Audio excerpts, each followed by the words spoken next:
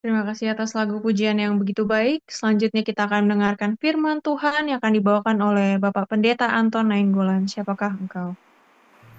Oke, selamat malam bagi kita semuanya. Selamat Apa malam, Pak kabar? Pendeta. Tuhan, puji Tuhan, Sehat? sehat-sehat. Amin.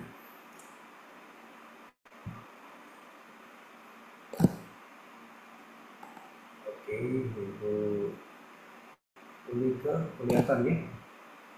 Pak Pendeta mungkin suaranya bisa dikencangkan sedikit. Agak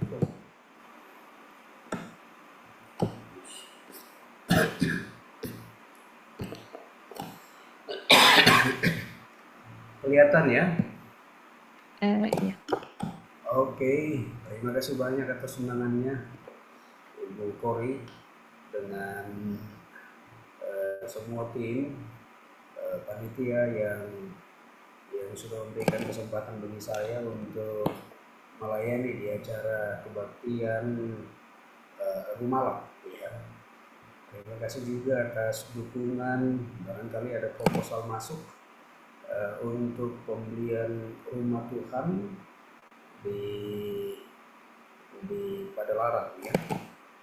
Ya, saya di satu sisi saya melayani di kantor sebagai direktur pelayanan pemuda, lalu pimpinan kita juga turunkan SK saya untuk jadi gembala pegang gereja, itu yang disebut Jemaat Royal Mas Padalarang. Ya, terima kasih banyak atas support yang diberikan selama ini. Ya. Siapakah engkau? Ya. Siapa kita ini? Siapa kita ini di hadapan Tuhan? Ya. Seringkali pertanyaan ini menjadi pertanyaan sangat penting di tengah-tengah kehidupan kita. Siapa kita ini? Ya, kalau saja itu ditanyakan kepada kita, kira-kira apa jawaban kita? Apa yang kita mau sampaikan kepada Tuhan? Tuhan, saya ini adalah umat Tuhan. Umat Tuhan yang setia. Ya, saya mau sampaikan ya dulu tren ketika umat-umat Tuhan bekerja, lalu mereka bekerja dikenal sebagai uh, orang yang suka korupsi. Ya, di tempat di mana mereka bekerja. Ya, itu ketika mereka di tempat bekerja, mereka dikenal adalah orang yang suka korupsi. Lalu yang berikutnya, siapa kita ini? Ketika saya ini tinggal dengan tetangga-tetangga saya, siapa saya ini? Ketika saya berada di gereja, ya, siapa kira-kira? Ya, biasanya kita akan menjawab dengan nama kita dan memberitahu apa pekerjaan kita. Biasanya itu, kalau saja ditanyakan siapa kita, maka kita akan sampaikan nama kita akan sampaikan pekerjaan kita. Siapa kita menurut firman Tuhan? Ya, kita berfokus di 1 Petrus pasal yang 2, ayat yang ke-9 sampai ayat 12. Siapa kita ini di hadapan Tuhan? Ternyata kita ini adalah ya, tetapi kamulah bangsa yang terpilih, imamat yang rajani, bangsa yang kudus, umat kepunyaan Allah sendiri, supaya kamu memberitakan perbuatan-perbuatan yang besar dari Dia yang telah memanggil kamu keluar dari kegelapan kepada terangnya yang ajaib. Kamu yang dahulu bukan umat Allah, tetapi yang sekarang telah menjadi umatnya. Yang dahulu tidak dikasihaninya, tetapi yang sekarang telah beroleh belas kasihan. Saudara-saudara, kalau saja ya ditanyakan kepada kita siapa kita ini di hadapan Tuhan, maka Tuhan sampaikan kepada kita, ternyata kita ini adalah bangsa yang terpilih, imamat yang rajani, bangsa yang kudus. Lalu yang sangat penting, ternyata kita ini adalah kepunyaan Allah sendiri. Jadi bukan siapa-siapa kita di hadapan Tuhan, tapi ternyata kita adalah eh, kita adalah milik kepunyaan Tuhan. Ya, sebentar ya. Halo, Ma. Halo. Lalu selanjutnya,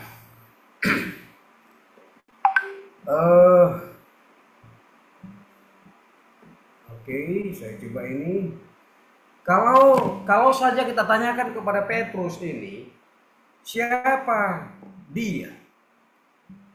Petrus, ketika Yesus ditangkap di Getsemani, Yesus diadili, Petrus ini tidak ingin sepenuhnya meninggalkan Yesus. Tetapi ia juga tidak lagi yakin bahwa ia akan dikaitkan dengan Yesus. Saudara tahu apa yang terjadi? Dia mengikuti para prajurit yang menangkap Yesus dari kejauhan. Nggak berani dia mendekat di tengah-tengah masalah yang dihadapi Yesus ya. Dan mencoba untuk melihat sekilas proses pengadilan itu sebanyak yang dia bisa. Tetapi dia ingin tetap menyamar sebisa mungkin. Coba lihat ini, saudara. Ketika Yesus mau ditangkap, bahkan diadili, maka Petrus memilih mengikuti masalah tersebut dari kejauhan. Dia mau menyamar. Tidak memberanikan diri menyatakan bahwa Petrus itu adalah salah satu murid daripada Yesus. Yang dia putuskan, dia menyamar, tidak mau ya menyampaikan identitasnya. Ya, siapa engkau? Bukankah kita ini salah satu murid Yesus? Bukan saya, kata Petrus. Adalah jawaban tegasnya. Ya. Krisis identitas ini sudah lama berlalu. Ia telah merasa malu dengan perilakunya. Dia bahkan tidak mampu menatap mata Yesus setelah kebangkitan pada hari Minggu kebangkitan Yesus. Dia hampir tidak bisa bergumam. Ya, kau tahu aku mengasihimu, kata Petrus dahulu ketika Yesus memulihkannya. Ya. Saudara-saudara, siapa kita ini? Siapa? Ya. Setelah itu Petrus menjadi pengikut Yesus yang lebih teguh daripada sebelumnya. Petrus pernah menyangkal Yesus 3 kali. Tetapi dipulihkan oleh Yesus, Petrus pada akhirnya menjadi pengikut Yesus yang lebih teguh dari sebelumnya. Petrus menjadi berani dan tidak takut dalam memberitakan Yesus sebagai Tuhan dan Juru Selamat dunia. Tidak ada yang dapat membungkamkannya. Tidak ada ancaman penjara bagi Petrus ketika dia melayani pekerjaan Tuhan. Tidak ada penyiksaan, bahkan tidak ada penyalipan yang akan menimpanya. Karena tulisan-tulisannya dan khotbah pada hari Pentakosta serta hal-hal yang dilakukan Petrus masih berbicara kepada kita sampai sekarang, saudara. Jadi Petrus dapat berbicara sebagai seseorang yang memahami krisis identitas. Dia telah dipaksa untuk menghadapi pertanyaan siapa engkau berkali-kali. Ya, siapa kita ini? Ya, siapa identitas kita? Apakah identitas kita pada saat ini masih bersama dengan Tuhan, atau mungkin identitas kita pada saat ini sedang meninggalkan Tuhan di tengah-tengah hidup ini? Bagaimana dengan kita? Siapa engkau? Ya, seperti halnya Petrus, terkadang menjadi pengikut Yesus dapat menjadi pengalaman yang menyulitkan. Sulit ini.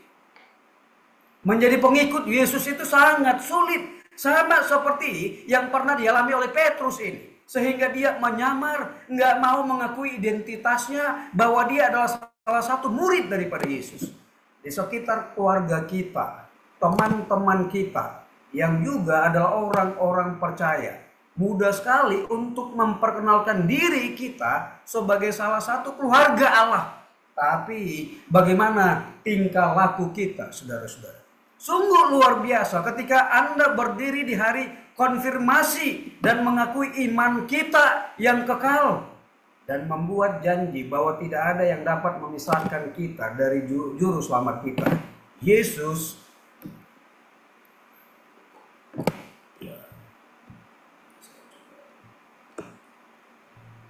Oke. Ya, seperti Petrus, ada kalanya kita tidak bisa mengambil posisi yang demikian. Petrus pernah menulis, saudara-saudara yang kekasih katanya, aku menasihati kamu supaya sebagai pendatang dan perantau, kamu menjauhkan diri dari keinginan-keinginan daging yang berjuang melawan jiwa. Petrus ingatkan kita, setelah Petrus ini dia bertobat, dia tinggalkan penyangkalan dirinya kepada Tuhan, maka dia sampaikan pesannya. Kalau saja ditanyakan kepada kita, siapa kita ini? Kita harus berbeda dengan dunia. Kita harus mampu menjauhkan dari keinginan-keinginan daging yang berjuang menghancurkan jiwa kita. Petrus diejek di pengadilan karena hubungannya dengan Yesus. Tubuh yang berdosa tidak menginginkan hal itu. Diidentifikasi sebagai orang Kristen akan menimbulkan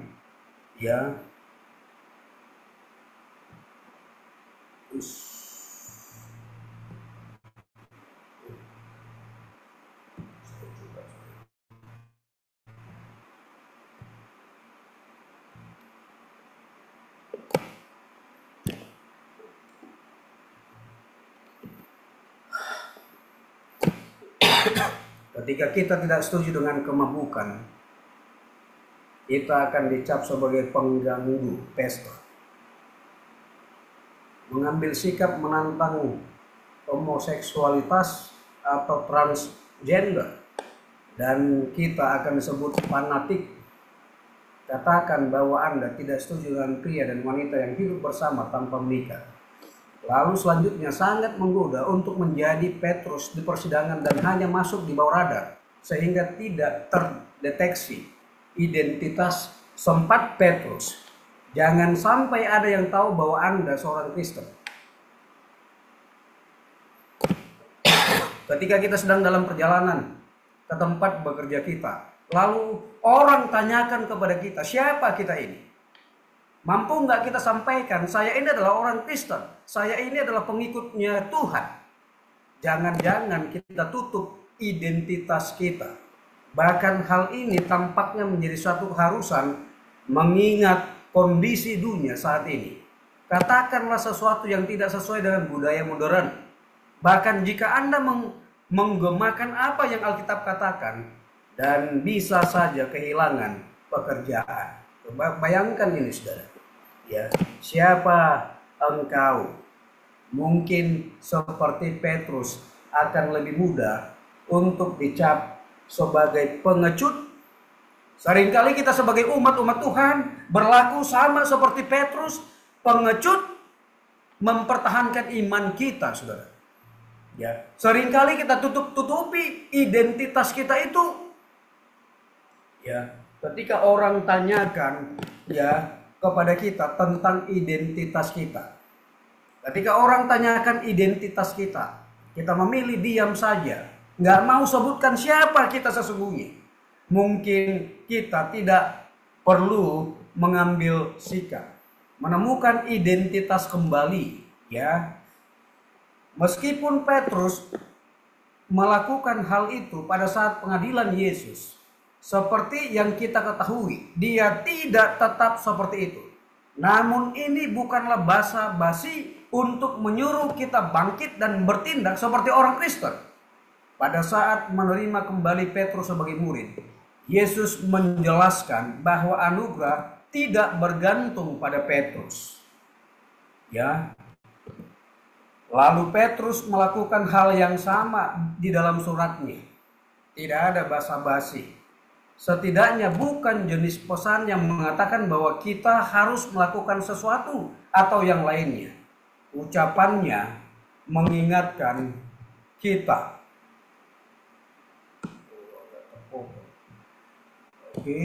Ucapannya mengingatkan kita tentang siapa kita karena anugerah Tuhan.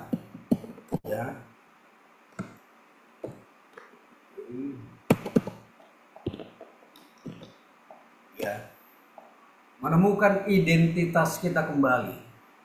Saudara-saudara, identitas kita di hadapan Tuhan, tetapi kamulah imamat yang rajani, ya. Lalu di dalam 1 Petrus pasal yang 2 ayat 4 sampai 8 terlihat perbedaan antara orang-orang Kristen dan mereka yang menolak Kristus. Bagi kita Kristus adalah batu penjuru. Bagi kita sebagai umat-umat Tuhan, Kristus itu adalah batu penjuru, tapi bagi mereka Kristus itu adalah batu sandungan. Perbedaan ini masih dilanjutkan dan ditekankan oleh Petrus pasal yang kedua ayat yang ke-9 sampai ayat yang ke-10.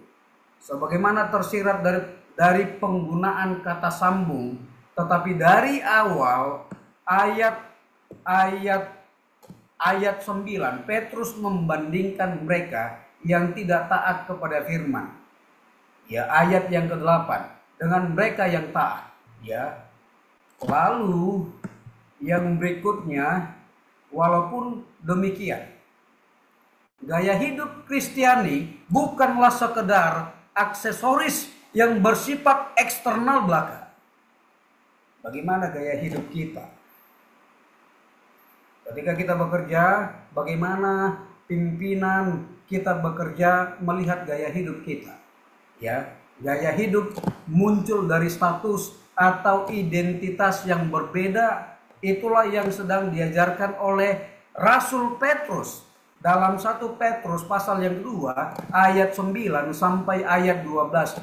Status mempengaruhi tingkah laku kita sebagai umat-umat Tuhan.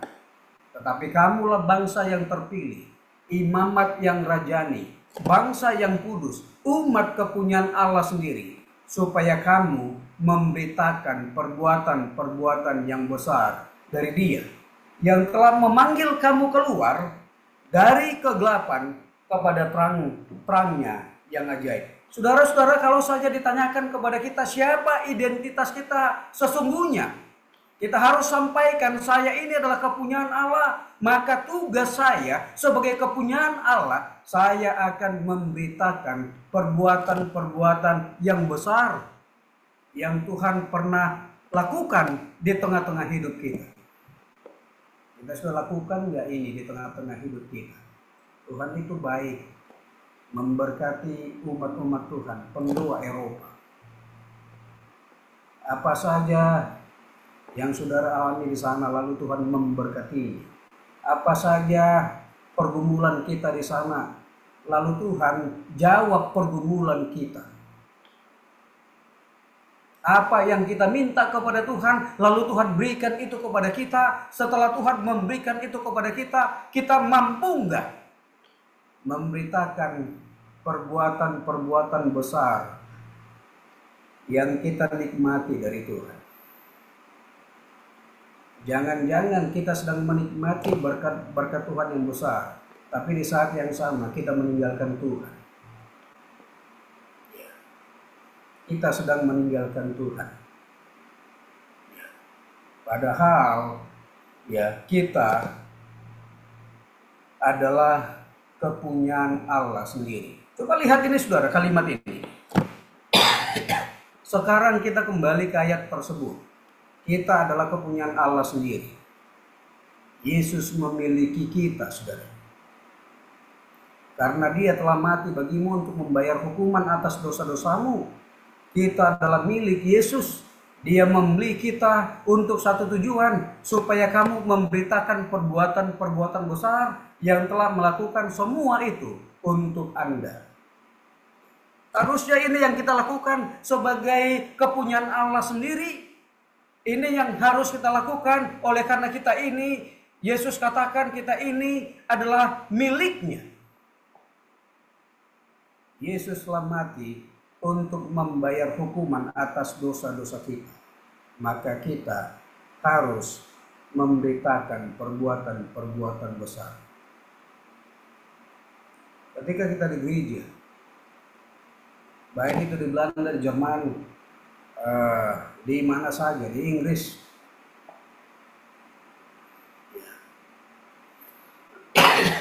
kita melayani pekerjaan Tuhan nggak di sana?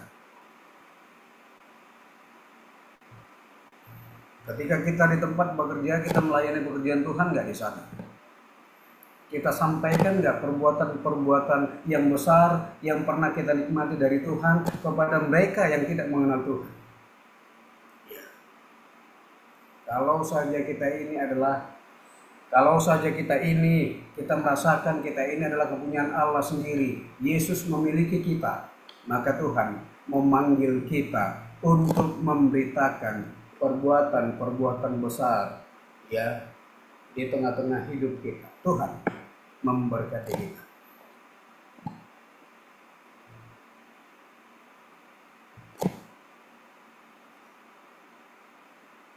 Terima kasih atas firman Tuhan yang begitu baik yang telah disampaikan oleh Pak Pendeta.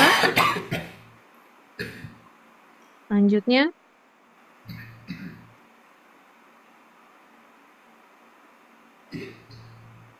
kita akan menyanyikan lagu Syon nomor 268 pada saat berdoa.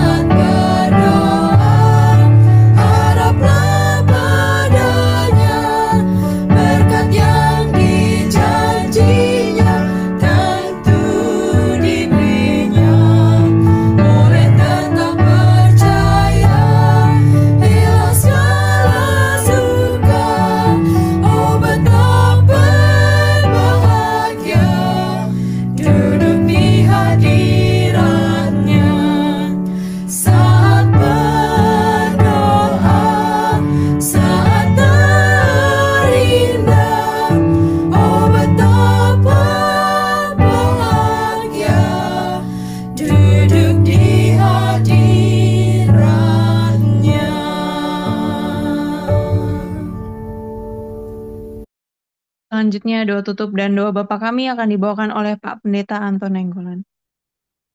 Mari kita berdoa. Dialah ya Tuhan kami yang bersemayam di tahta kerajaan sorga.